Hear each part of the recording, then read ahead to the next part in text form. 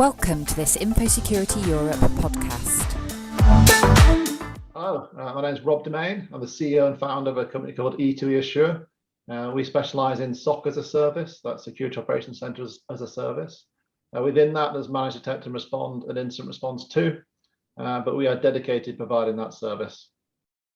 What are the biggest infosecurity threats that businesses face today? Well, I think there's obvious technical threats like ransomware, insider threat, and obviously supply chain at the moment.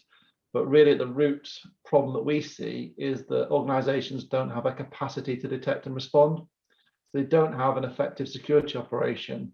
And that means that security alerts are missed. And what's happening then is that technology is being deployed, cybersecurity technology, that is perfectly capable of detecting these type of threats. But the signals or the alerts they send out aren't being looked at and processed, or they're being done too slow. And that means that a cyber attack, which could be dealt with by a SOC in a normal day, don't get dealt with and become major ransomware incidents, for example. So that's a good example. And that relates to skills gap. So people trying to build their own capability. It's quite difficult to find the people. And even in cybersecurity companies, it's quite hard to find the people. And I guess the other key one is around the focus of the wider industry is all about supply chain.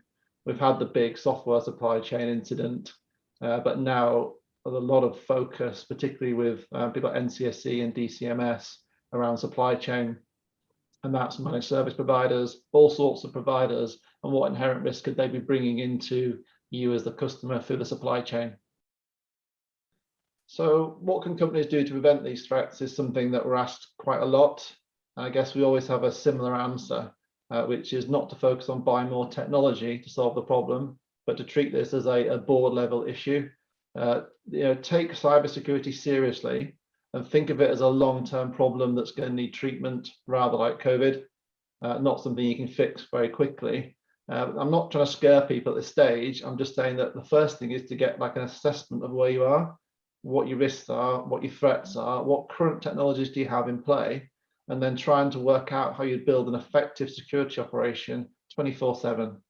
So when we work with our customers, we're trying to make a hybrid operating model with them to work in partnership to help fill the gaps in that operation, usually leveraging the technology they've already got or by buying small amounts to supplement, but trying to focus on the people and process aspect of detecting and responding to cyber attacks before they become major incidents.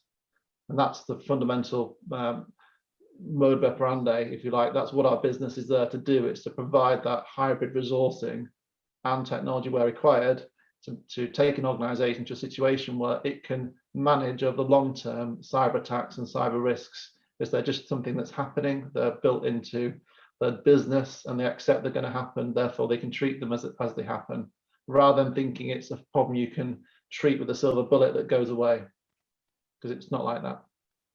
I think when it comes to trying to build a security operation, there's lots of words for it: manage, detect and respond, SOC. There's lots of different ways you can do it. You can fully outsource to somebody, and that's sort of a trust me approach. Hope they're doing a good job. Or you can try and in-house it, and that's going to get expensive, and you're not going to be able to find the people. So that's why we focus on hybrid. It's a joint operation, it's a partnership. But the key thing is you need to retain control. This is your business, your risks, and you need some element of control in that service. So don't go for full outsource, which is trust me. Go for something that brings in your existing team, if you have one, or person. Anybody in the business who has a cyber role can be brought into the service and work in partnership and think about the cyber outcomes of the operation, of the process.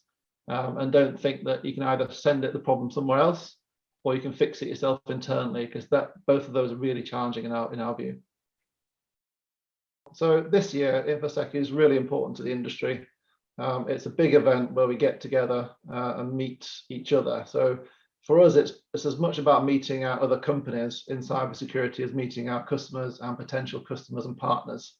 Infosec covers everything, and we have the opportunity to network on a scale like we just can't achieve anywhere else. So Infosec brings scale. It brings everyone together over a period of days. Okay, this time virtually, sure, but we're still getting together. And it means we can have the conversations that we need to have with our peers, partners, potential customers. And we also get to have a good time. Let's not forget that aspect of it. the social aspects of it are just as important as the business aspects. Thank you for listening to this Infosecurity Europe podcast.